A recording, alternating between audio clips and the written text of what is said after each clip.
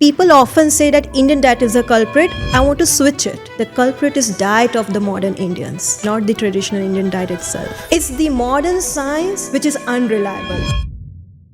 You come to the US, there's like 42% of obesity here in this country. All the autoimmune diseases and metabolic health decline is at epidemic numbers. You talk about how your transition was from moving from India to the US and what that did to your body. You are having the exact same foods in India, exact same foods here, and you were bloated, you were having gut issues, you were losing hair, there was acne, weight gain that you experienced. Even when we go to the doctors, there are no answers. They just push us to a number of tests and that's it. There is no cultural preference, nothing. We are told to cut out gluten. It brings on this guilt or inferiority also that the Indian food is not good enough. Neha Shah is a certified integrative nutritionist and the founder of Diaspora Nutrition, where she helps NRIs, non-resident Indians that suffer from bloating, weight gain, and digestive issues. She has supported over 70,000 people with her wellness advice and has developed her own system called the Samagani Framework, which helps restore balance through intentional sourcing of food and traditional Ayurvedic practices that consider a fast-paced modern life. I would just start with these 5 basic foods that we use every day in Indian homes. Let's start with flour. I figured out there are farmers in the US who are growing the wheat. There are millers in the US who are milling in a stone miller. Why do you say it's about the modern diet of Indians, not the traditional diet of India?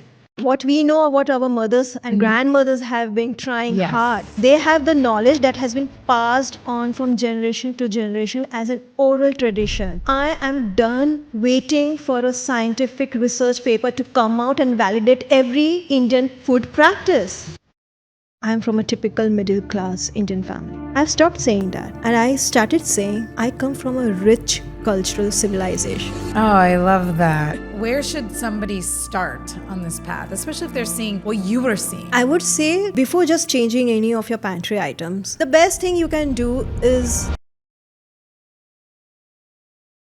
I'm really excited to have you on, Neha, on the show because when I was scrolling on Instagram and your profile just came up, and which happens to me a lot. But your profile came up and I was just like, oh, this is so interesting, you know? So I'm really excited to have you on the show today. So welcome. Thank you, Kavita, for having me. And I'm excited too. Yeah.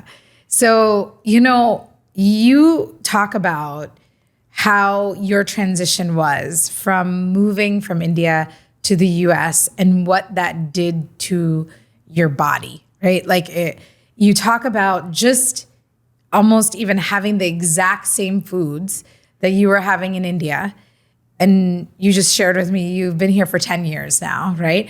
But you are having the exact same foods in India, exact same foods here, and you were bloated, you were having gut issues, you were puffy, you were losing hair, there was acne, there were all of these changes, weight gain, that you experienced. And so my first question is really like, how are you seeing this like for everybody that makes this transition, or in even Indians that live here, they're experiencing this too? Yes, of course. I mean, first I thought it's just me. There's something wrong in me. I'm not eating properly. Am I not eating very clean? Right? And when you look out for the solutions, we figure out that, maybe I'm eating too many calories, or we are having too much of carbs, right? Or we are having not right quality of fats. But when I started studying about nutrition, that's when my childhood memories started, popping up back into my mind. Like, what was the food that I was being fed when I was growing up? What was my mother giving? And particularly, how was she shopping? Now, when I saw that aha moment, I figured out that it's just not me. It's actually most of the immigrants are facing these issues. And when I started posting it on social media, right on the first post, there were n number of comments saying, this is so relatable. we haven't heard this before. You are the first person talking about immigrants and exactly the experience we are also having. Yeah. Because all of these changes are not like because of this it has happened or because of that it has happened. It is sudden. It is unexplained. Even when we go to the doctors, there are no answers. They just push us to a number of tests. And that's it. There is no cultural preference, nothing. We are told to cut out gluten. We are told to cut out dairy. We are told to cut out sugar. So what is there left? Rice is already favorite for among the influencers to get a bad rep. So what are we left with? I cannot have myself feeding on kale chips and broccoli all the time. I'm sorry, I can't. Yeah. Yeah, and I think that's a good point that you make, like when we're used to our garka khana and then we're being told by other nutritionists even, dietitians even, like eat these foods that we're not used to eating, like that also has like an impact on, it's not even in our palate, you know, in some ways. Yeah. Yeah, But- and I would like to add on this. Not just is not suitable for our palate, but it's also not suitable for our gut. We have not been raised eating those foods at all. So we cannot just overnight switch things and have cold foods like overnight oats or have tofu for the protein and then some broccoli and Brussels sprouts as a roasted vegetables as a veggie side, right? And then your festival meals become a cheat meal. Now, what this does is it just takes away that happiness from eating the food. It brings on this guilt or inferiority also, that the Indian food is not good enough. Yes. Your parents didn't know anything good enough. Yes. This is the constant message that I was being fed on, and I was hating it. At one point, I was also being rebellious. Remove this can of milk. Let's bring almond milk. Let's boil our chai in oat milk, right? Why are we eating this gluten? Let's bring jawar flour, right? And then maybe even the vegetables. We stopped having bhindi or cauliflower or cabbage and parwal, our Indian veggies, and we started having these roasted veggies, pan-seared, some drizzling some olive oil on it. I know, because I've done all that, but it's not as, the way I feel satisfied with food when I go to India and eat is nowhere close to how satisfied I feel so satisfied there. I don't feel that here. Exactly. And second point was being a mother of 2 kids. I didn't want to feed these kind of notions of food to them, right? That your cultural food is not good. Yes. And to become healthy, you need to shift your food preferences. I did not want it to raise them like that. So I had to figure out another solution. So I'm a software engineer, but I took the matters into my own hands because I was not getting the right solution from the nutritionist or the dietitians and the social media. So I started studying. I started enrolling myself in the nutrition school, Institute of Integrative Nutrition, which is IIN. Yeah. And I went there too. oh, Yeah. A long time ago. Yeah. And then all the concepts, whatever they were teaching us, it was very familiar for me. It's like, you're not saying anything new. This was exactly what we were doing back home. So then what is the missing point? Where is the gap here? So what was the gap? The gap was sourcing, the farming, the soil. That's the gap. The gap is not high carb or low carb or no fats or high protein. Yeah. It's about, like back home, I would just start with these 5 basic foods that we use every day in Indian homes. Let's start with flour, wheat flour, the roti that we make. Back home in India, my mother and father used to go and buy whole wheat grains, right?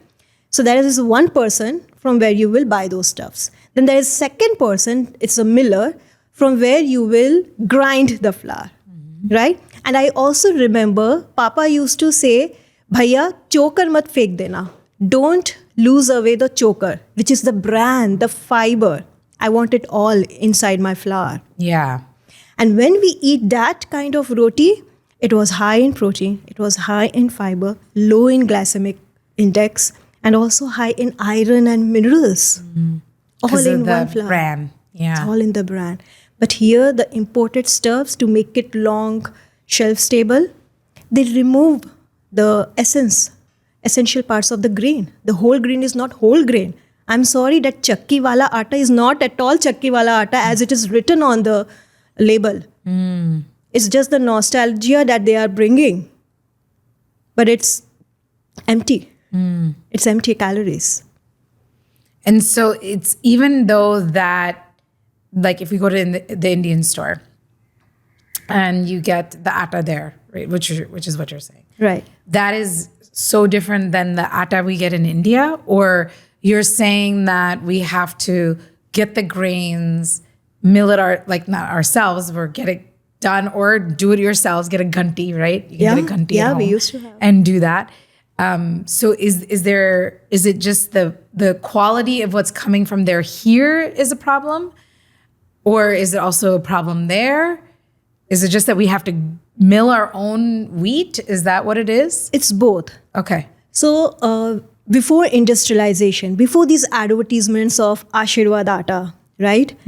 People used to do exactly this.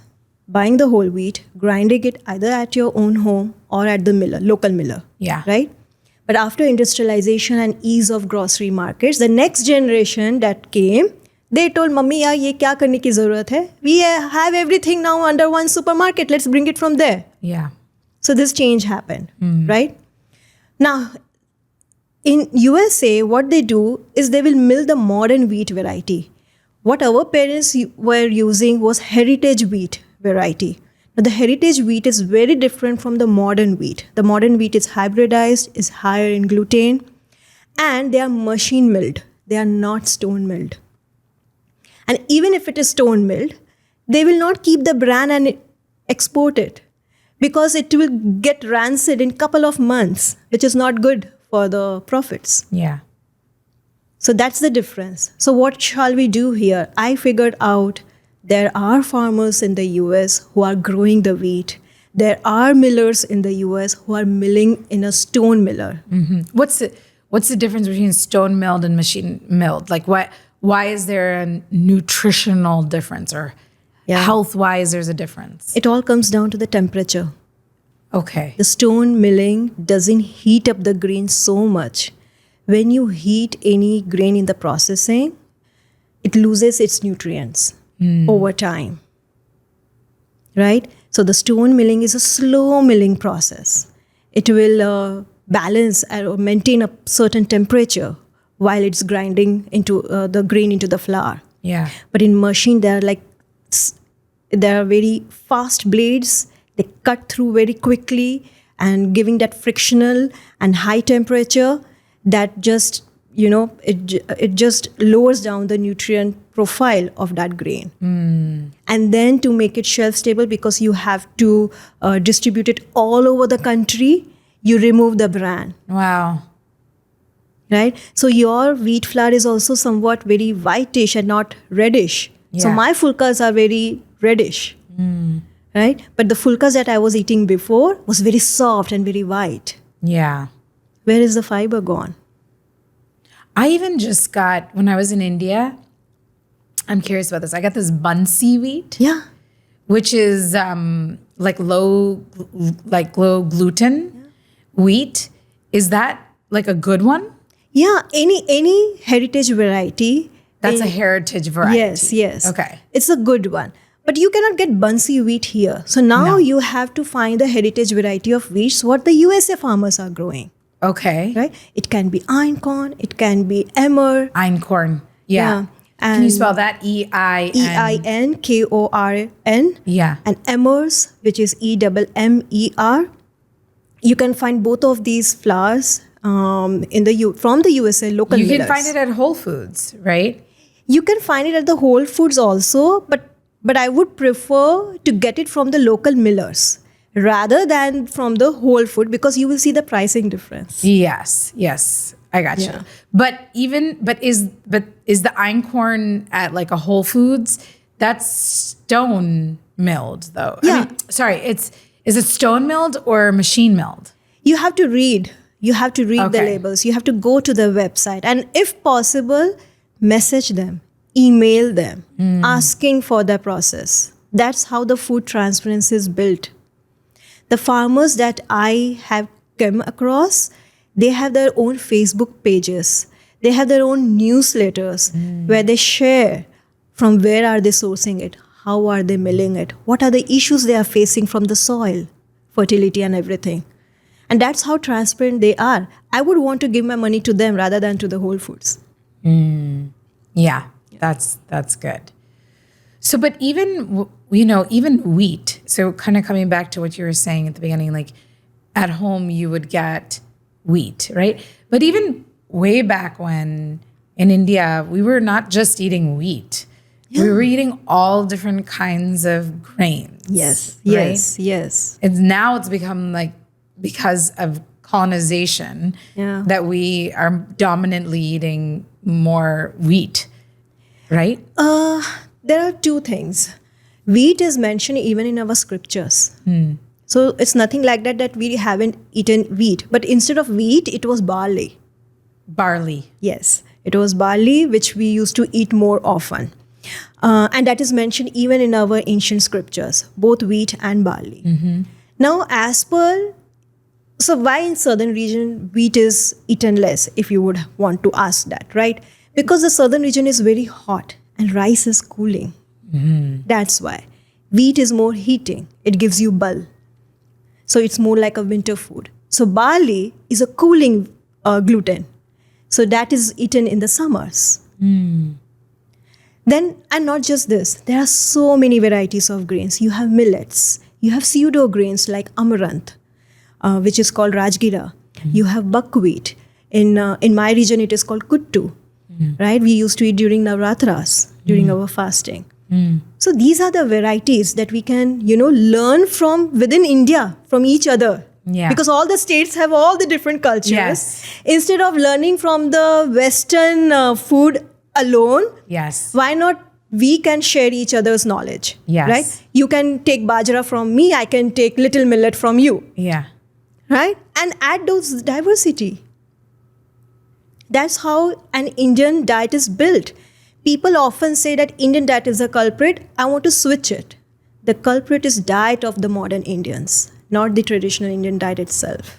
Yes. Why do you say that? Why do you say it's about the modern diet of Indians, not the traditional diet of Indians? Very nice question, because the rice that modern Indian eats is the modern polished white rice. Yes. Right?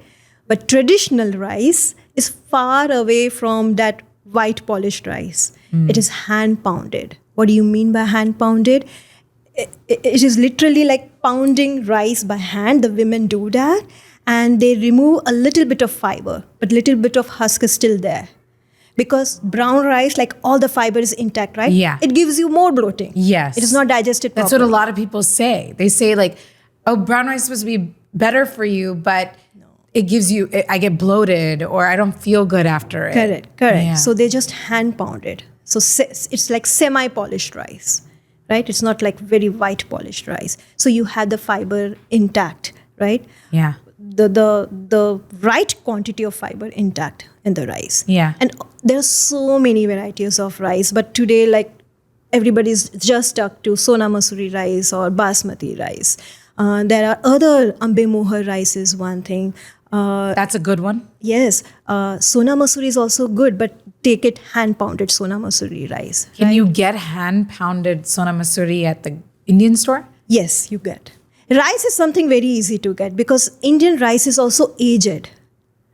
So the more the aged grains you eat, the lower the glycemic response is there. Right. Right? Then you have Raktashila rice, which is called red rice.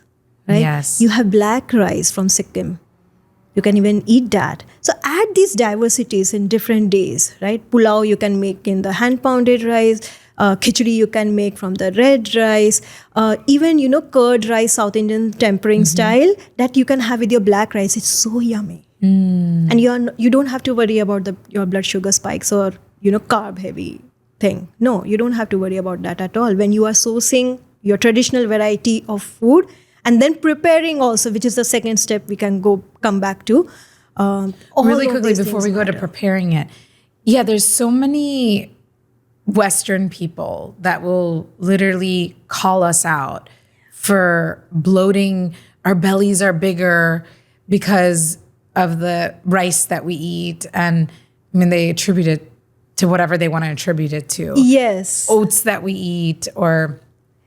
There is this narrative building that South Asians are more prone to belly fat. Yes. Right? So it's all about the narrative building. I'm not saying that they are not prone to, but so is the Western public also. Yeah. You come to the US, there's like 42% of obesity here in this country. Yes. I mean, the highest amount of protein is eaten here, but still all the autoimmune diseases and metabolic health decline is at epidemic numbers, right?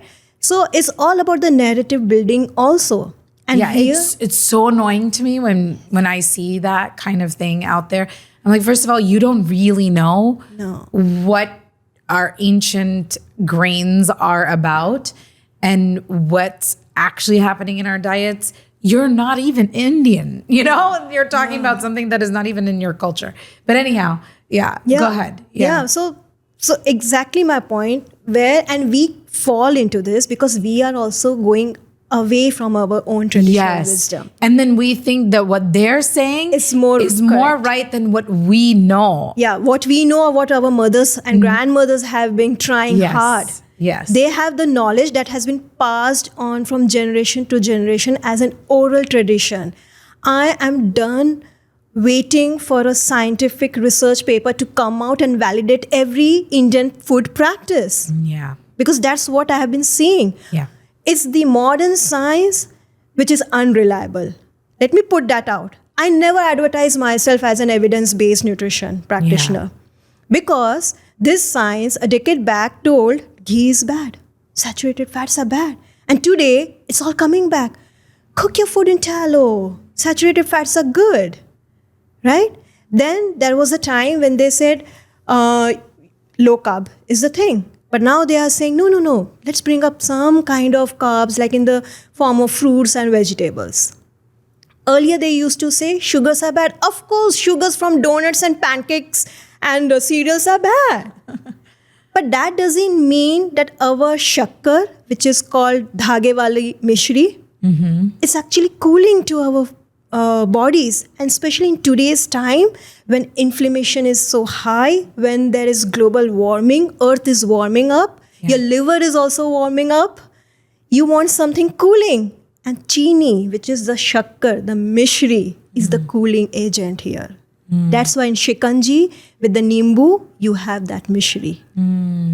Is jaggery cooling as well? Jaggery is a little bit warming. So that's why we use that often in the winters. Winter time. Winter halwa, winter laddu. Yeah. We use jaggery in those times. So there is a seasonality also that comes into our picture, which people totally forget about. They are like having those meal prep meals all year round. It's the same. Yeah. Our traditions have these festivities that change according to the seasons, if you have observed that. And the foods also change according to the season. That was ingrained in our traditional practice. Whatever food we are offering to the god during that festival is exactly what we are meant to eat. Give me some examples. I know what you're saying. I agree. But what are some examples? Like, what are the festivals and the foods? Right now, like Janmashtami will come, right? Yes. So we have Shrikhand Yeah. during that. Why Shrikhand? Because it's summer season, right? And Shrikhand is made of, Greek yogurt churned properly and added with, again, rock sugar, right? Yeah. So it's like a high protein, cooling thing, right? So that is one thing we eat during Janmashtami. Modaks are eaten during Ganesh puja. What is modak? Modak is made of rice and nuts and with lots of ghee inside it. And that's what we eat during those festivals because it's rainy season, right? You have to have something very lighter in nature, not very heavy and dense foods, right? During Navratras, again, we eat Rajgira and Kuttu, which are pseudo grains naturally full in protein, right? Full amino acids are there in those grains. So during fasting, even if you eat one time, you have that energy and sustenance of, strength during all those 9 days. So festivals were never meant to abuse food the way it is abused now. Yeah. It was meant to raise our energy, raise our vibrations as a human beings, right? And it was about respect. Just now, the Chaitra Navratras has started. People are celebrating Ugadi. What is it about? It's about new harvest season. New harvest season. Yeah, so we respect Mother Earth for that. We respect the soil for that. But if you are putting your money into the ultra-processed foods that doesn't respect the Mother Earth and only respects your profits for the sake of filling your pockets, that's wrong. So then where are our sustainable cultural values that we had already in us? Yeah. Do you feel like, so the festivals and the foods are in rhythm, in sync with the environment in India, right? But when we're in somewhere outside of India, the rhythm or the environment or the weather is different. Yes. So then if you're in those environments, it changes, right? You have to adapt to the environment you're also in, correct? Perfect. Yeah. So it will take time. You will spend few months and years, right, in that area, in that state or city. And you will notice when is the rainy season, when it is getting too hot, when is the time it is getting too cold, when it is the time it is getting so windy. And as per that, you can apply the universal laws of nature. Yeah. Right? Like here, summers has begun and people are, eating heavy foods. But for me, there in Seattle, it's still windy. Right? I cannot have, those cooling foods right now. Yeah. I'll still have my immunity boosted herbs and chawanprash still going on in my house, because this is the transition of the season happening, and this is the most sensitive transition of the season when you catch the cold and cough and like that. Yeah. Right? So you have to be extra careful. From winters to spring. Winter to spring, and then spring to summer.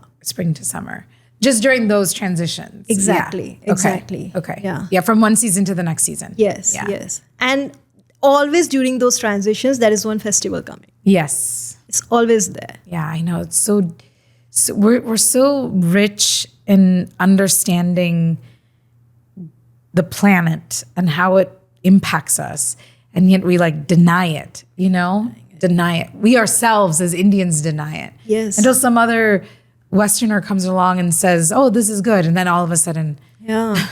You know what? You just said that our culture is so rich, right? Yeah. This exactly was the point going on in my mind, and I started changing how I introduce myself.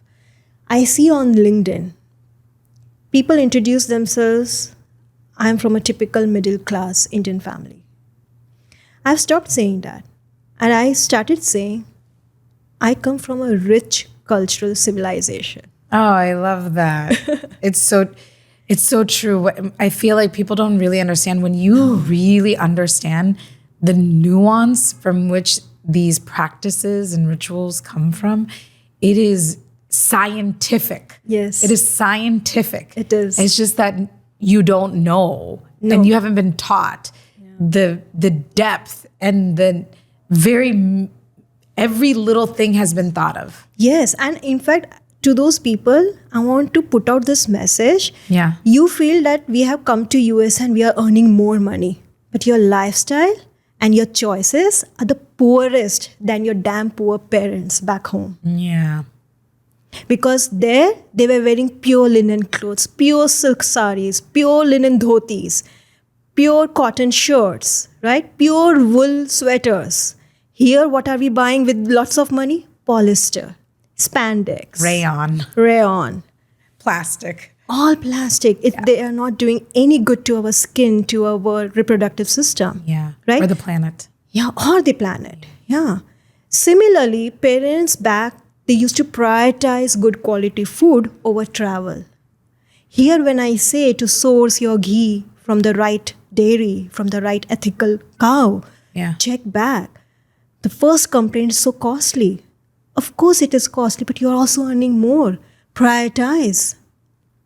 Once you prioritize, you will see your unnecessary cost going in 3 supermarkets, like one in Costco, then one in Indian supermarket, and then one in Whole Foods.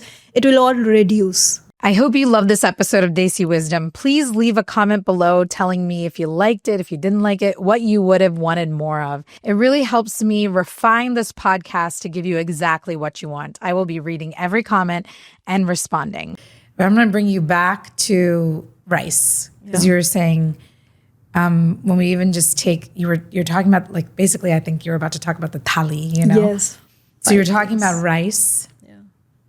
And then, like, how to prepare it. Yes.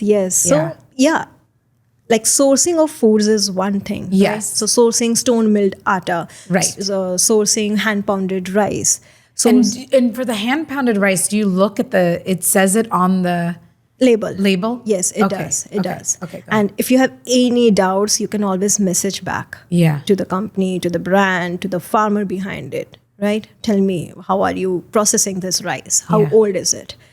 And then make your decisions. And until then, you just keep on trying to find the best rice possible. Yeah. I mean, what blew my mind from what you said was like how the hand pounding takes away the part that isn't good for your body, but leaves all the brand that is good for you. Correct. Just the right amount. Right? Not all has to be removed. Right. Some has to be kept. Yeah. Right? And that makes the difference. So preparation, like soaking and sprouting, all these are the traditional preparation of foods. Yeah. Right? So we don't eat rice just as itself. Nobody does that. You will put a drizzle of ghee on it. Mm-hmm. So good fats with the good carbs, it will balance the blood sugar spike.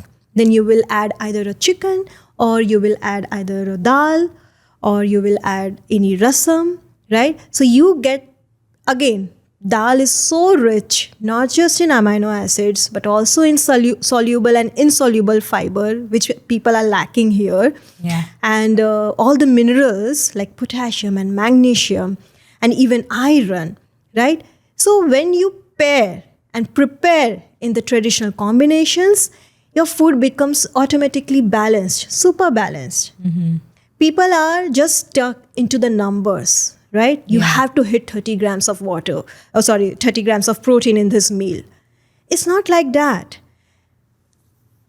The nutrient absorption is decided not on the labels. It is decided by your digestive fire.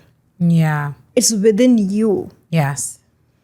If your digestive fire is not strong, those 30 grams of protein is not going to, build more muscles for you. Mm-hmm. It's not. It all comes down to how efficient is your body digesting it, assimilating it, and absorbing it. Yeah.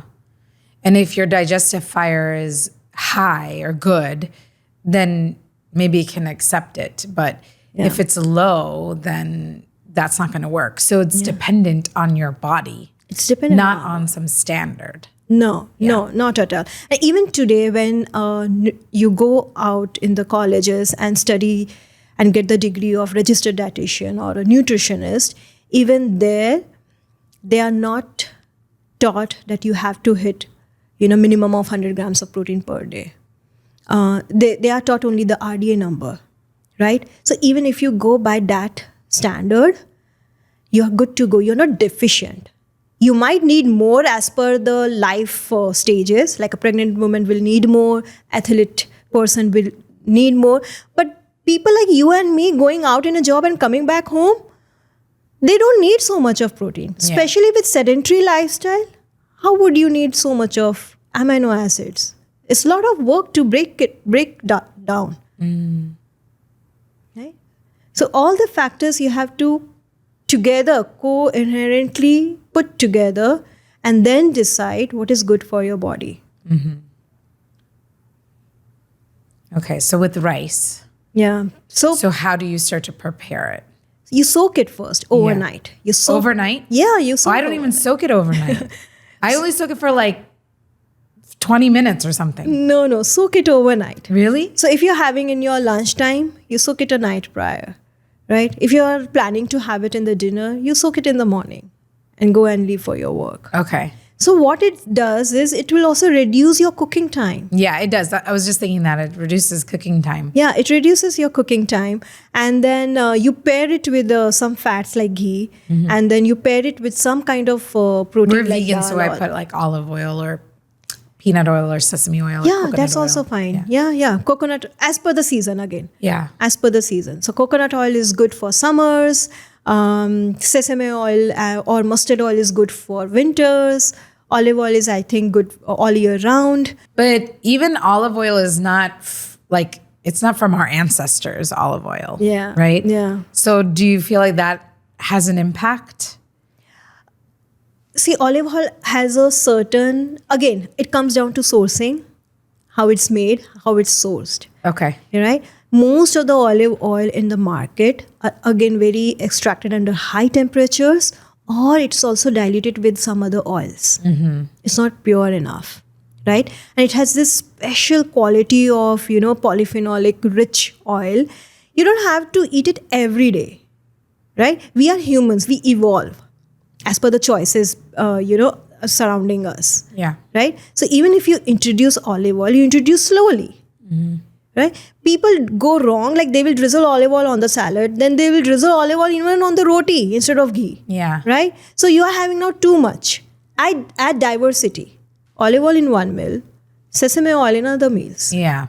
Like that. Yeah. So when you have that kind of balance in the diversity, not one ingredient will overpower any other one. Yeah. Okay. Yeah. So you soak the rice overnight. You cook it either in the pressure cooker or in the open pan. Yeah. So I do it in the open pan because I have soaked it for so long. It just cooks in the similar fast. time. I really feel like cooking it in open is like tastes so much better Yes, it does. than in a pressure cooker. Yes, it's bland in the pressure cooker. Yeah. But in the open pan, the greens are also like very, like all separated nicely. Yeah. And the water also that we take out, if there is left, we just give it to the plants. Yeah. Or sometimes I rinse my hair with it for the rice protein. Yeah. And it's so good. So it's all this, sustainable practices. Not any part of the rice is getting wasted. Yeah. Right? And you know what? Even while boiling and cooking the rice, you can add some kalonji seeds. Adding kalonji seeds What's to the kalonji seeds? kalonji. Oh, kalonji. What is that? It looks like a black cumin seeds, Okay. but they are called kalonji seeds. Is that the English word for it? No, kalonji No, is a it's Hindi word. I've never heard of that. You Google it out. Okay. And it's like, it looks similar to black sesame and black jeera, Uh-huh. something in between. Okay. Right? And you add those while cooking the rice. So kalonji rice is famous for reducing the blood sugar levels. Like that. Yeah. And always pair it with the fats after that. Got it. That's how you eat your rice. Yeah. We just had I had a podcast interview with another Ayurvedic specialist, or I should say I had a podcast interview with an Ayurvedic specialist, and she talked about how frozen rice is like actually can be quite bad for you. And then on the internet I got like a plethora of comments about how like, but what about your glycemic index, or it reduces the glycemic index if you freeze bread and rice. And so what is your thoughts on that? What is your perspective on that? I understand you are worried about the glycemic index of rice. So here are 3 things that you need to do. First, again, have aged rice. The freshly harvested rice will give you high glycemic response. The aged rice will give you a little less glycemic response, right? Now, how to reduce it further? You soak How it. do you know the age of it? The farmers write it. They write it on, but So know your farmer behind you have the to food. know the farmer. Okay. Sometimes that feels like a lot of work. It is. It wasn't for our parents. It was so easy. Or get the rice from India. All the Indian rice are aged because that's how the farmers always do. But is it in the rice that we get in Patel Brothers or? Yes, it will be aged. Okay. It will be aged. Just not the one maybe that's here. No, it will be. Not meaning like in like a Kroger's or Whole Foods or Publix. The rice that has been grown from USA soil might not be aged. So what you do, again, like your grandmother and grandparents, you store it in a larger bin. You age it at your home, put down some bay leaf so that there is no infection or no insects coming. Yeah. Right? And that's how you can age it at your home. Okay. You bulk buy it, age it for a while, and then eat. Second, again, so first is aged.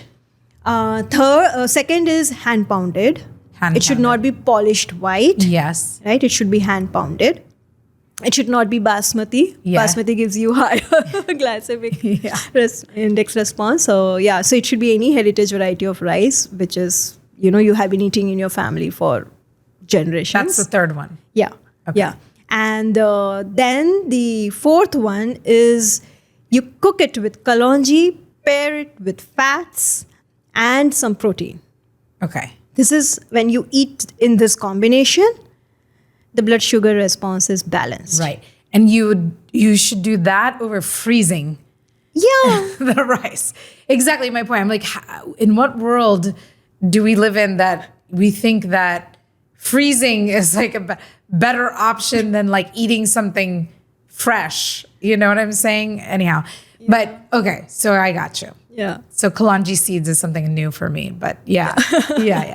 And you pair it with the protein, meaning like a dal or something like that. Dal, if you're a non-vegetarian, you can pair it with a chicken. If you're a vegetarian, you can pair it with your dal. Yeah. And of course, there is some sabzi also. Yeah. Right? So there is a vegetable curry with it.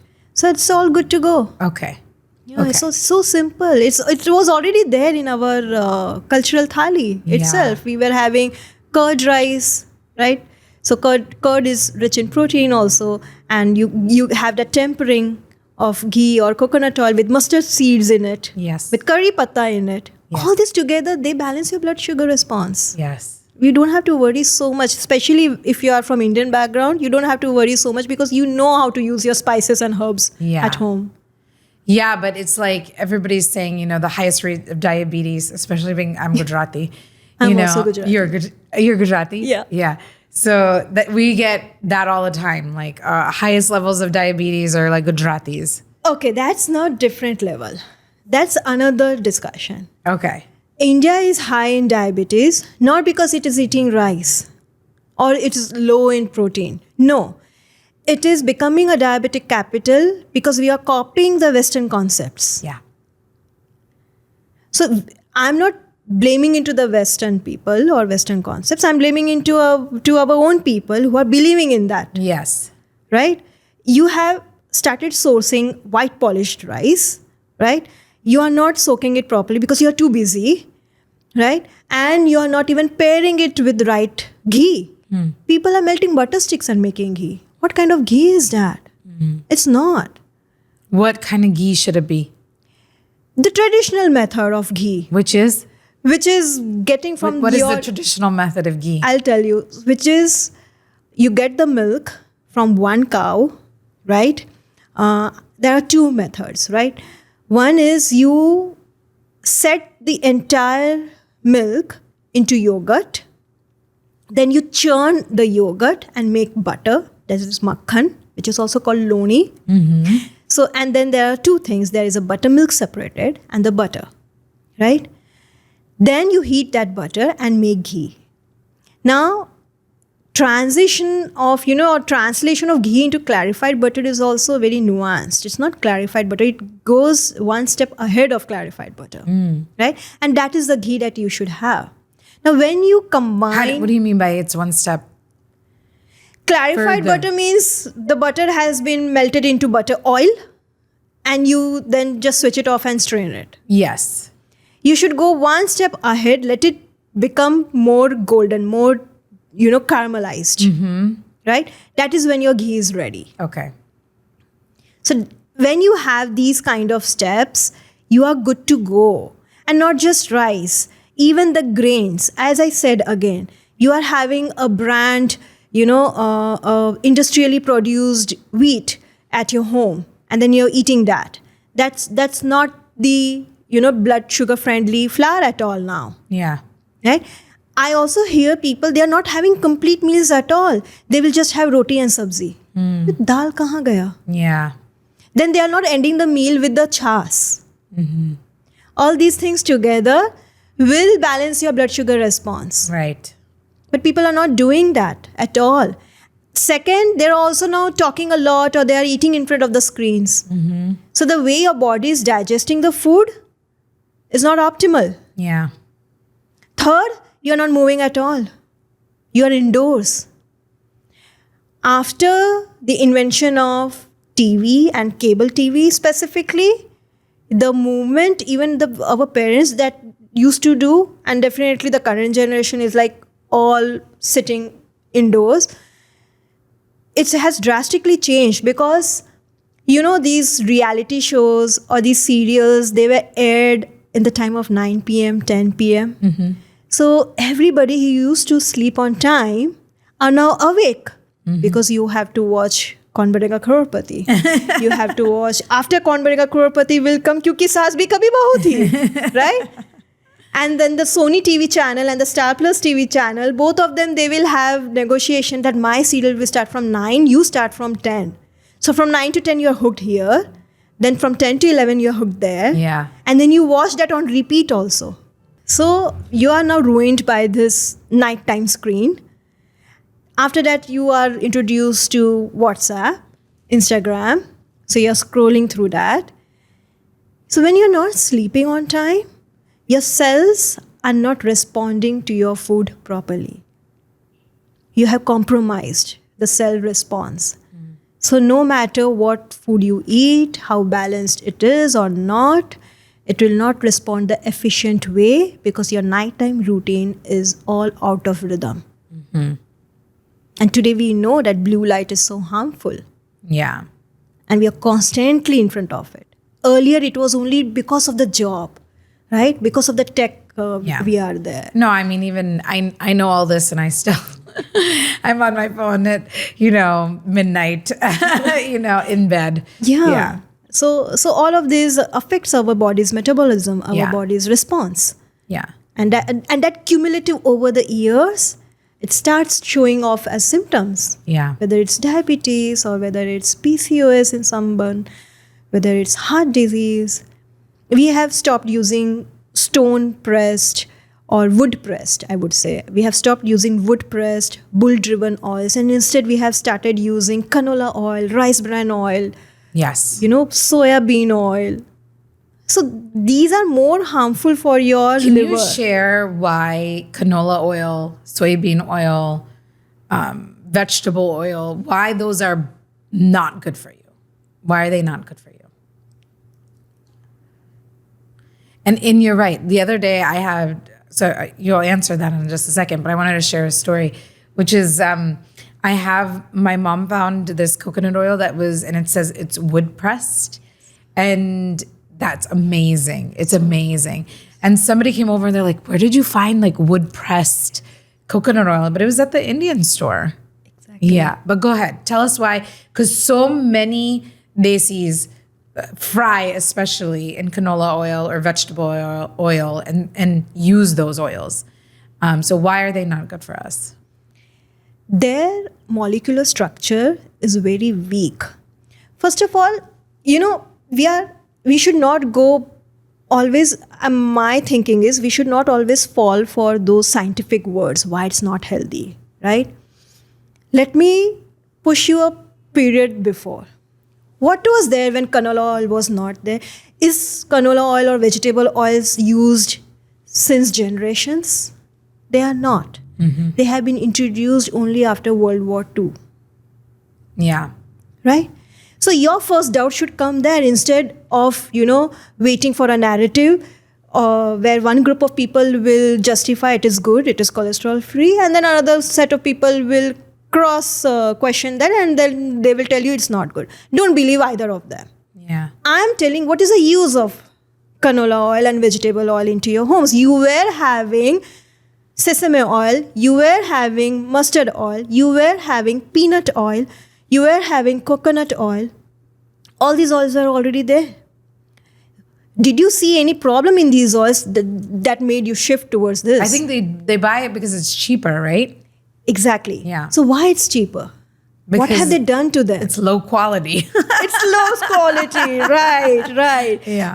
And back in India, these oils were not costly at all. It's again, here due to the policies, the good food is costlier, and a burger bun is cheaper than an apple. It's a sad reality. Yeah. But whenever any new food is introduced as a trend, question it. What do you think about ask. avocado oil? Because that's not in our ancestry either. It's not in this ancestry also. They eat whole avocados like a mash, like a guacamole. Yeah. Right? It's never an avocado oil. And I'll tell you, after 20 years, they will come up with a research paper, it's not good. Mm-hmm. You see, you need to stick to the concepts that are time tested. That's why science is not called wisdom. Mm-hmm. Because it just doesn't stand the time tested of time. practices. Yeah. I know. I was talking to my... It keeps changing. 100%. I'm on board with this. I'm sure a lot of people watching this are going to be like, what? But I was talking to a friend of mine, and she was saying how, people take their wisdom teeth out, and I said, you should only really take them out if they're really bothering you. Like it shouldn't be just like, you should just take them out as a preventative measure later down the line, And so the friend was just like, yeah, but why if you could just take them out when they're not bothering you, then you don't have to go through when they would bother you. I was like, well, first of all, you could spend your whole life and never have to take out your wisdom teeth. But what I was trying to say to her after that was, listen, when I was growing up, the number one surgery that I would see with kids around me, and this is just like, this is not data-based what I'm about to say. This is not scientific what I'm about to say. I'm just sharing what I saw when I was younger, was they would take out people's tonsils. Tonsils. They would take out their tonsils. That was a big thing when I was growing up. And now that would be seen as absolutely the wrong thing to do. And I even asked this friend, I was like, do you even see that now in like children, people taking their tonsils out? No, So I was just like, this, like, if you don't need to take something out of your body, why would you willingly just take it out, Yeah. Anyhow, I'm just relating that to what you're saying. Yeah, exactly. You should question every new possible thing and try to relate what was happening before. Yes. If there is no issues there, why are you going to change it? Yes. Right? Secondly, also, these modern oils are industrially processed. Yeah. The sourcing, the processing is not good. They are processed under very high temperatures. And before they reach even to your kitchen, it's already rancid. It's already oxidized. And what is that? When you say the oil is rancid or oxidized, when you consume that kind of oil that's already rancid and oxidized, what is it doing to your body? I'll tell you. When you have blood reports saying you have high cholesterol, but you don't have so much dairy. Yes. It's because of these cheap oils. Mm-hmm. Because these cheap oils are not just in the can, it's also in the ultra-processed food packets. Yeah, it's also in the restaurants. It's also in the restaurants, Yeah. yes. So when there is something unexplained symptom, when you feel that I'm going to the gym, I'm active, I'm eating just ghar ka khana, you question these sources from where you are having your food. What are you adding? Was this food our ancestors were eating? And ancestors, I'm not telling like 50 decades before. Yeah. Just telling 2 decades before. Yeah. Nobody was having that. Yeah. Unless this advertising, the food marketing started to profits, right? To make profits. That's where then Saffola oil started coming, right? The advertisements of Saffola oil. You make the advertisements in such a way that it just, like attracts you to the emotions of the family. You see how they are making those advertisements? Yeah. And a family bonding is happening. Why? Because this entire food is cooked in Saffola oil. Yeah. So you need to go back. Yeah. And our grandparents knew that. They used to tell us that this is not good. It doesn't have any smell, doesn't have any raw taste. But as you said, once you switch to wood-pressed, bull-driven oils, they are so fresh aroma. Yeah. As an aroma, the minute you open the lid. Yeah. It's strong. It's strong. That's when you know this is the quality. Man, where have your standards of living gone? I know.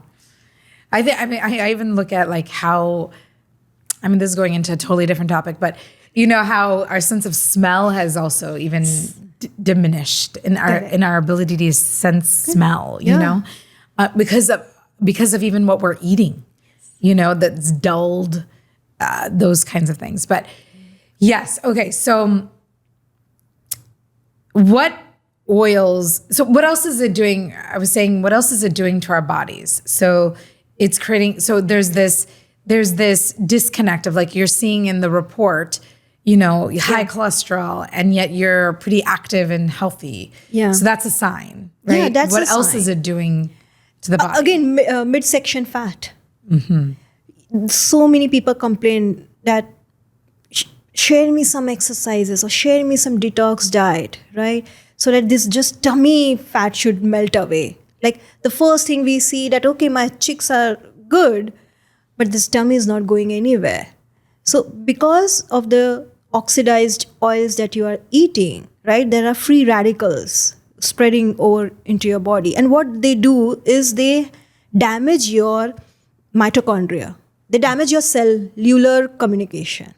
What we say ATP, the energy generated by the mitochondria, right? They damage that. And now your body is not nourishing you. It's constantly fighting the thing that you gave it. And that's why your immune system is always overworked. Yeah. Constantly you are giving that kind of food. Now, imagine in entire full day, you're feeding industrial flour. You're cooking in those rancid oils, right? And then you are having dairy from a grain-fed cow, which has been fed on genetically modified corn and soy instead of grass. And you are having that kind of high-protein dairy. What you are doing, you're constantly killing yourself. Your body is working overtime. Yeah. And then in the night time, when it is time for the repair and regeneration, you are awake in front of the blue light. I know. Anytime we have a conversation about nutrition and health, I'm sure people watching this have the same experience. You're just sort of like, oh, I'm doing so much wrong. You know? But I say that because I think it's what I'm feeling when you're talking, right? It's what they're going to feel when they're listening. But I think it's like, what do you suggest? Where should you start? Just so you don't start to feel overwhelmed or like, I can't do this and I can't do that. And, everything has to be homemade and home milled and homegrown, although that is the most healthy, but also energetically, like, right? It impacts our energy bodies as well, way of being. But where should somebody start on this path, especially if they're seeing what you were seeing? Yeah. It's kind of like bloated, acne, hair loss. Where do you start? And I don't think it's actually that hard to change your oil. No. I don't think it's that hard to once you figure it out, you figured it out. Right? Yes. Once you figured it out, you figured it out. Yes. So I also want to say that while I'm also saying it feels overwhelming, right. But it's not that hard to just choose to change certain things. But where would you start somebody? I would say, okay, before just changing any of your pantry items, the best thing you can do is minimize your ultra processed packets. Okay. Right? People think that bringing mayonnaise sauce from here, then mustard soy sauce from here, and then you mix it in on your vegetable, and it's a home cooked food. It's not. Really? No, I'm just kidding. I can see. I know it isn't. I know. I can see the pantry of the, these kind of influencer people who tell that they are eating home cooked, but when they open their kitchen cabinets, when they open their fridge, everything is in a packet. Everything is in a bottle. So I don't know what kind of home cooking is this, but this is not the home cooking actually. Yeah. Right? So you need to cut down on the ultra processed packet foods. Yeah. And if you cannot spend time, then you have to spend your money. Who does that for you? Yeah. Right? There are many small business owners, there are many small farmers who do the things right way. Give them your money. Yeah, because like even the other day I was making a soup, right? And it said put vegetable stock in it, right? And I was like, I don't need to do that. I just like put a bunch of vegetables in water and it tasted amazing, right? Or even like it asked for tomato paste. Instead of tomato paste out of like a tube or a can, I just blended like cherry tomatoes in a food processor and then threw that in. Yeah. And tastes like amazing, you know? But we don't even think like even down to like tomato paste or down to vegetable stock. It's because all anything that prepackaged. will come in the packet will have some kind of preservatives, Yeah. right? Because no real food will stay fresh for so long inside the packet, Yeah. right? So just minimize your, burden on that. Okay. Slowly and steadily. Then second is your lifestyle. You need to work on your lifestyle. Like people say, okay, I go to the gym and I work indoors. Gym is also indoors. They don't see any sunlight because you're awake till night. In the morning, you don't even wake up in the right time. You wake up at 9, 10 and then start your day. Yeah. And you're yawning after lunch. Right? There is no vitality inside you. And then you'll go gym after your job. It's all not in the rhythm, right? So start coming back to the nature's rhythm. Wake up with the sun, right? Here your sunrise is so late. You have that privilege to wake up by 6 also. Just wake up at 6. That's late. Wake up at 6, 7. Go out. First thing you should do is just go out in the sunlight. Yeah. Sunbathe. Sunbathe yourself even for 10-15 minutes. Wear also, again, not wearing your polyester sports brand leggings, please.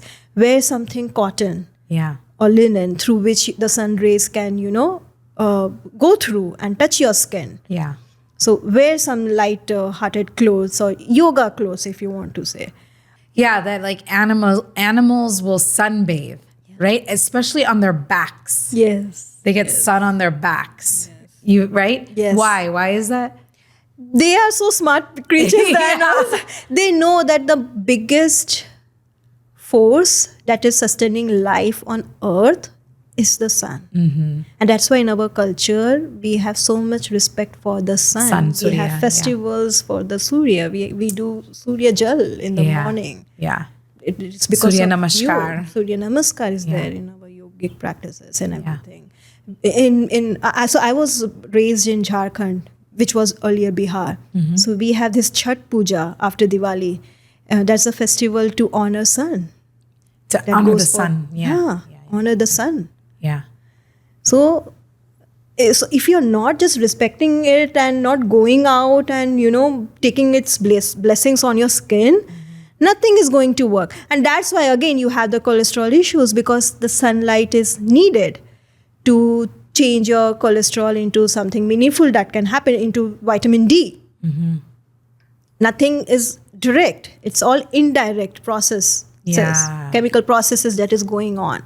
The sun needs to touch on the skin. So the cholesterol that is present in the presence of magnesium will convert it into the vitamin D and other sex hormones.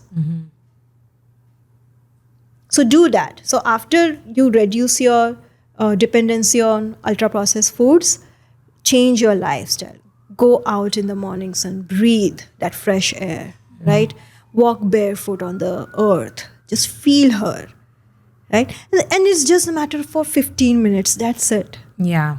Now you can sit there and do deep breathing, pranayam, or you can exercise. What does walking on the earth barefoot do? Because listen, I do this, okay, and it's grounding, right? It's grounding, especially with whether some people disagree or with this, but all the EMFs because of the electromagnetic, energy that's coming out of Wi-Fi and cell phones and everything, right? So when you put your feet right? In the earth, into the ground, into the soil. It takes toxins like literally out of you, right? There is an electron exchange. Yeah. Right? Okay. Tell me. There is an electron exchange between the human body and the earth. Yeah. And it stabilizes our electron, proton, and neutron, classification of our cells, atoms, which is made up of, right? So it really helps in reducing the inflammation. It just helps in calming down the nervous system. Mm-hmm. And more than, again, going into this scientific language, is just connecting to the nature. Yeah. You are an element of nature. You're also made of panchbhutas, right? Say what that is. Panchbhutas is what? So Elements. 5 elements of nature, which is earth, which is air, water, sun, and then space. Space. Yeah. Right? We are all made of these 5 elements. Yes. Everything around us, and we. So that's why when we are born with this. When we die, we go right to the Mother Earth, right? So this is your time to make the connection with her. Mm-hmm. Why can't you? Do you really need a scientific reason to do that? Doesn't just makes you feel happy? I know. I'm sorry because I can't mug up all the evidences, to be very honest. I can't. And it is very easily available on Google. Anybody wants to read it, they can do. They don't have to listen it from me. Yeah. To justify or to validate it. Yeah. I just feel it makes me feel happy, and I feel that Mother Earth is taking all the burden of us, polluting her and throwing things on her. We have become a burden, not even doing the right thing and still living on her. Bare minimum we can do is just respect her and say thank you first thing in the morning. Connect with her. I know. I think that reason is enough.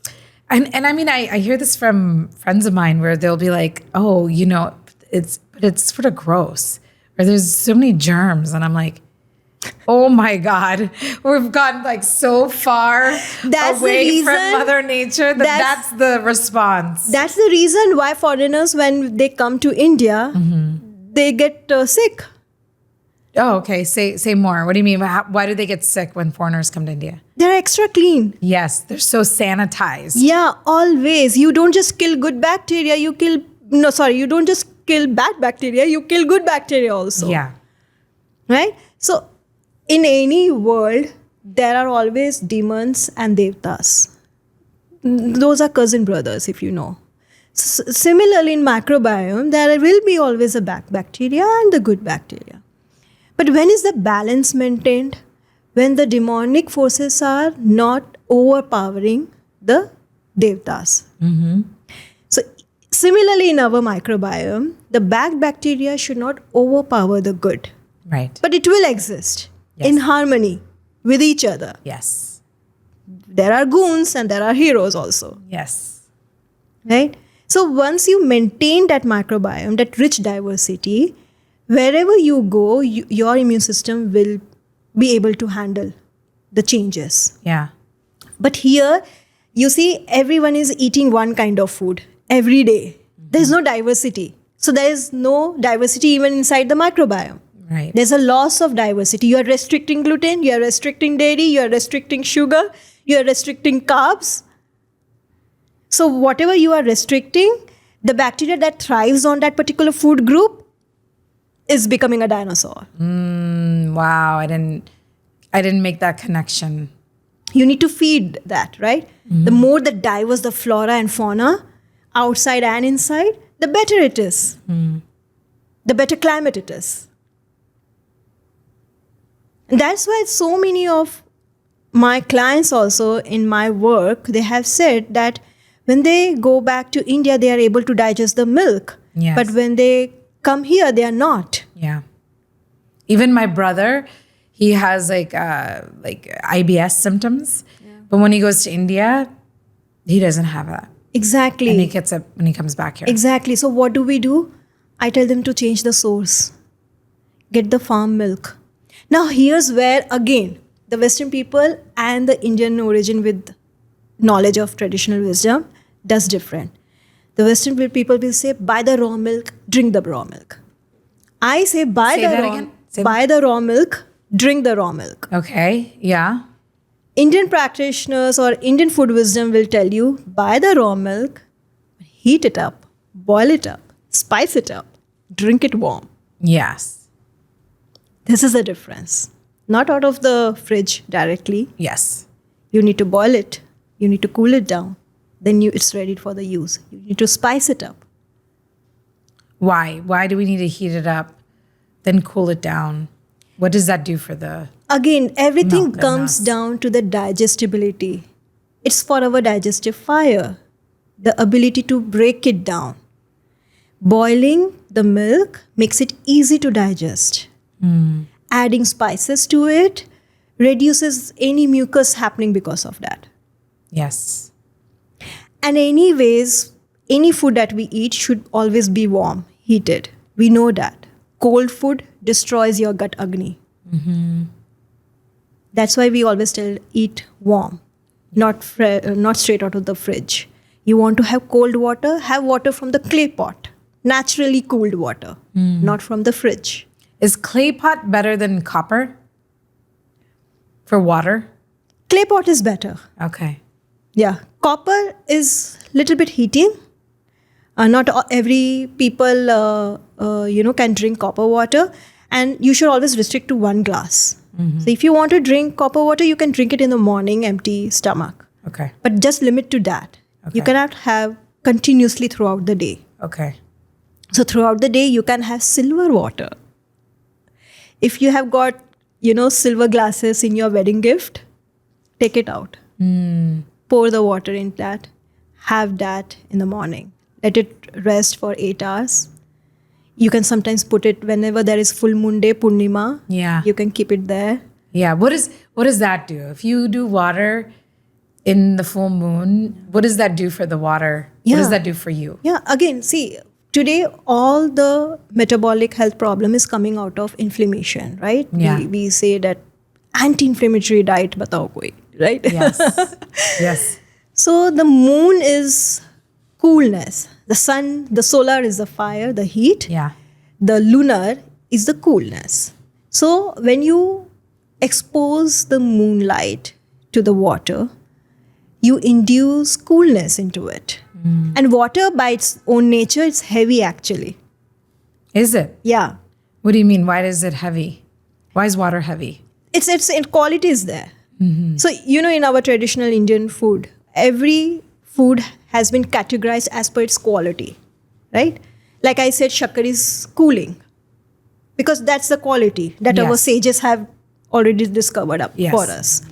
So water is heavy to digest. So how we used to drink water was by boiling it. Yes. Again, boiling just makes it lighter, Yes. just like boiling milk makes it lighter. Yes. And then storing it in a mitti ka ghada will remineralize it. Oh, it'll mineralize the water. Correct.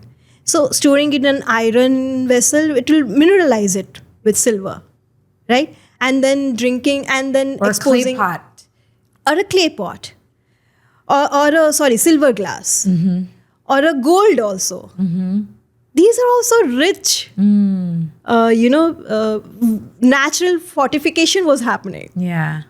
right? Yeah. And then when you drink that cooling water, it cools down your system. Yeah. There is something when you drink that water in the summers, it just feels, now I'm satisfied. You don't need to gulp down those ice water. Yeah. It just, you understand if you just pour the ice cold water into the fire will go off. Yeah. That's what is happening inside also. In your gut. Yeah.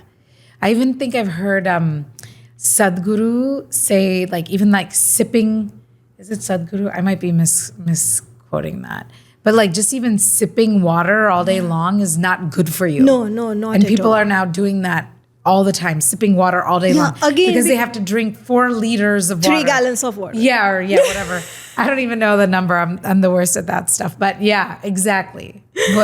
What are your thoughts on that? When I tried, even drinking water made my stomach like a balloon. Yeah. And then I was, blaming myself. How has my system become? Like drinking even water is puffing my tummy. Eating 1 roti is puffing my tummy. drinking 1 glass of milk is also bloating my tummy. It's like, what is wrong with me? You constantly, question yourself that it's wrong with me. But no, it's wrong with those methods. Yeah. I totally forgot about my traditional wisdom. I have seen my mother boiling the water early in the morning so that it takes time to cool it down to the room temperature so that when the family members are awake, they can drink that water. Yeah. We have all stopped doing that. And I'm not telling that to boil the water every single day. No, you don't have to do that. But at least filter it and have that small electric machine that boils the water and keep it. That's easy to do. You don't have to carry heavy vessels and then pour it into a... But isn't even that electric machine not... But at least it's vibrating, right? At least some vibration in the water is happening. That makes it live. Okay. Like, people say that make the water live by swirling it quickly so that molecules are vibrated. Yeah. And then you drink that live water. Yeah. So boiling it or just storing it in some kind of material that, fortifies with some life prana into it. Yeah. So you drink that kind of water and it is good for you. And you will see, even the food that you are eating now, after the sourcing has been corrected, it's hydrating you. Milk is more hydrating. Buttermilk is more hydrating. Coconut water is more hydrating. So we have these combination of foods that we are having so that we don't have to rely only on the water to hydrate ourselves. Yeah. Even the salt, right? Today's market salt is so processed that it's heating. But in our traditional wisdom, the salt was cooling. What gives the heat to the soil is the more sodium chloride.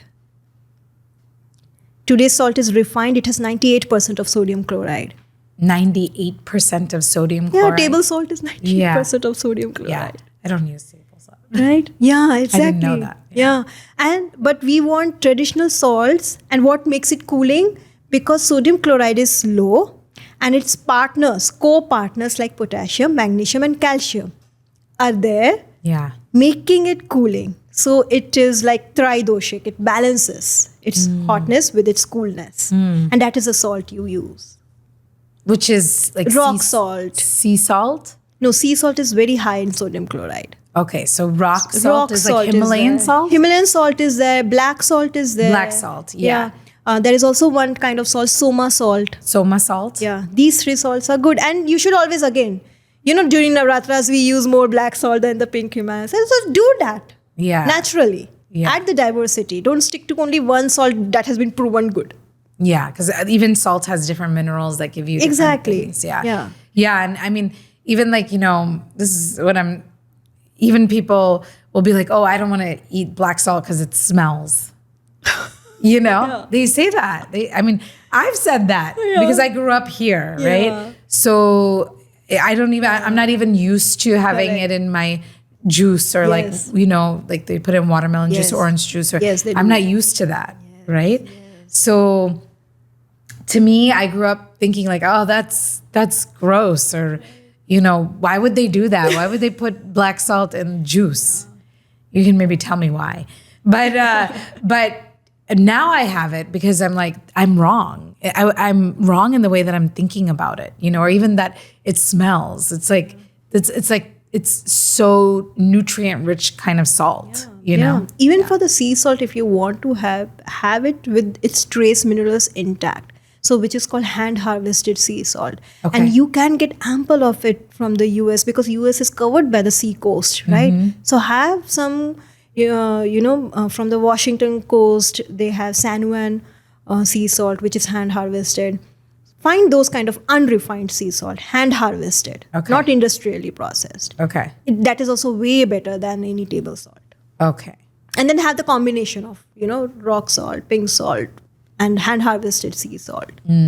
So let's repeat the 5 things that somebody should start off by doing. So you already told us about reducing processed foods, right? So if it's not in a bottle can, if it's in a bottle can or plastic bag, try to reduce that. Try to reduce ultra processed foods. Right. Second is exposing yourself to the morning sunlight.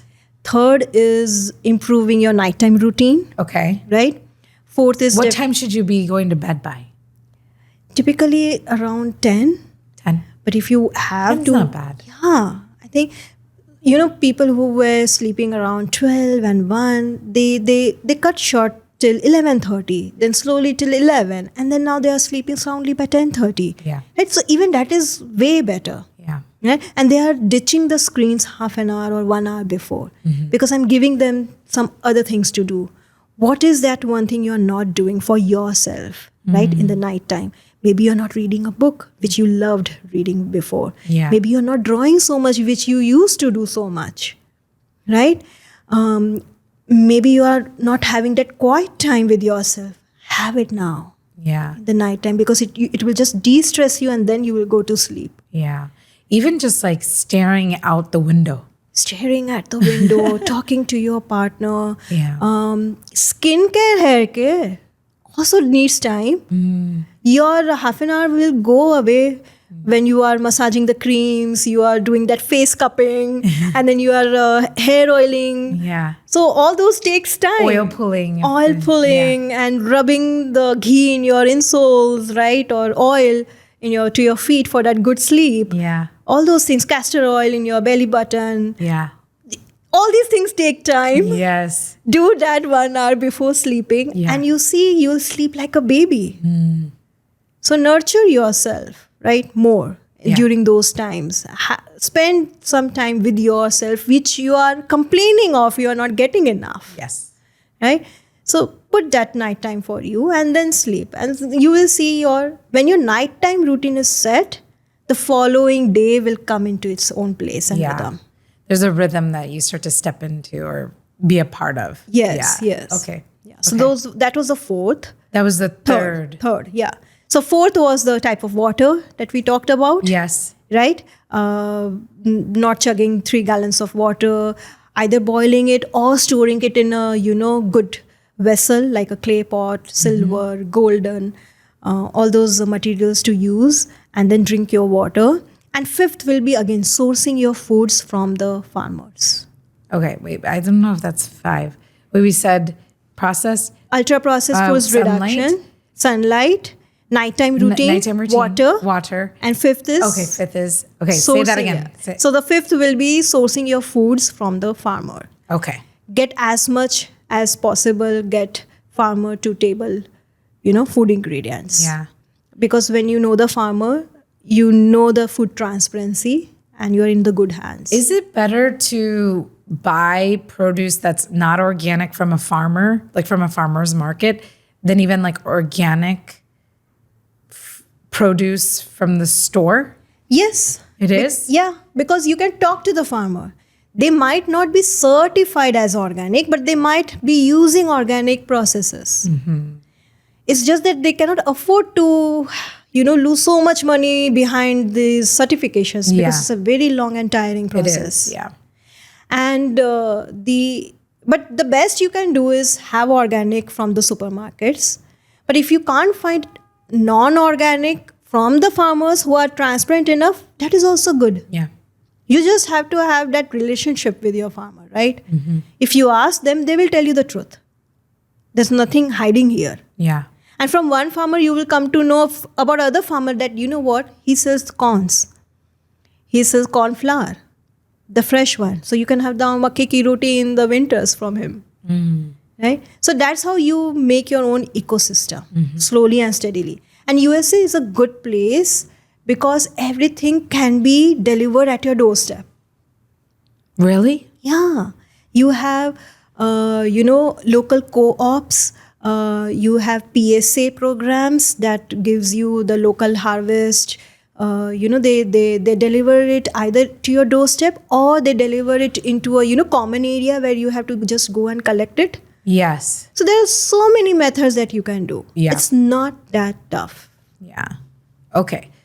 So then when we were talking about like some of the greens that we were talking about, like kale or Brussels sprouts or that are not authentic to our like body's ancestry, right? So what are they? Like kale, Brussels sprouts? Broccoli. Broccoli isn't? Yeah. It isn't? No, it isn't. So these are all cruciferous vegetables. In India, we used The to eat, flower is like cauliflower is. coming to that. In Okay. India, we used to eat cruciferous vegetables only in winters, not in summers. पत्ता गोभी, फूल गोभी, दोनों गोभी winters में ही मिलते हैं, summers में नहीं. Oh. Summers में हमें soft green vegetables we find, right? Like parval, long green beans, Yeah. right? Cholai, that is amaranth leaves, drumstick leaves. Yes. All those things we get during rainy season and summer season. Bhindi, Yeah. okra is the summer vegetable. All those soft ones, right? Full of photosynthesis. But the cruciferous are very hard to digest. So why are they available only in winter season? Because our digestive fire is at the peak in winter season. Oh. It's weaker in summer season. Okay. Okay. So that's why we used to have so much of cruciferous vegetables only during winters. But today we are having all year round. Yes. I mean, all the time. All the time. Yeah. So the best thing you can do is add diversity. Second thing, you can cook it in the way, always with good fats. That's one thing. Always with good quality of fats so that it helps to break it down. Yes. Right? Add ajwain ka tadka. Ajwain? Yeah. So Okay. ajwain plus cruciferous vegetable is again good for digestion. Okay. What about hing? Yeah, you can put hing also. Okay. Yeah, Okay. you can put hing. But again, So hing it's should okay be to eat carefully them, sourced. Yeah. right? Zucchini is good. Zucchini is a very soft vegetable, Zucchini, right? kale, Brussels sprouts. Again, kale has a method to prepare. Remember, you massage it. Yeah. Why are you doing to make it easily digestible? Digestible. Otherwise, it's so hard, Yeah. right?